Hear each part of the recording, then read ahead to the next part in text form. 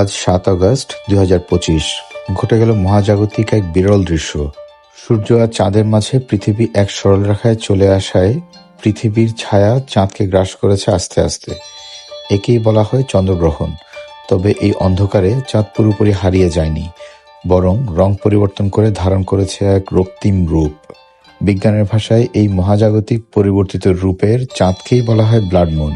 এ দেখে মনে হয় যেন আকাশে জ্বলছে এক রক্তিম আগুন। এ শুধু এক লাল রঙার চাঁদ নয়, এর মাঝে লুকিয়ে আছে মহাবিশ্বের এক নিঃশব্দ কাব্য। রাত 10টা 27 গ্রহণ শুরু করে রাত 11টা 30 সম্পূর্ণ গ্রাসে পরিণত হয় চাঁদ। তখন থেকে টানা 1 ঘন্টা 22 মিনিট চলে এই রক্তিম চাঁদের সৌন্দর্যে মুগ্ধ হবার পালা।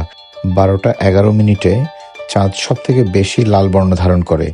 অবশেষে 12টা 52 গ্রাস মুক্তি শুরু হয়ে চাঁদ তার পূর্ণ আলো ফিরে পায় রাত 1টা 56। এই সম্পূর্ণ নান্দনিক দৃশ্য ঢাকা ও আশেপাশের এলাকা থেকে খালি চোখেই উপভোগ করা গিয়েছে।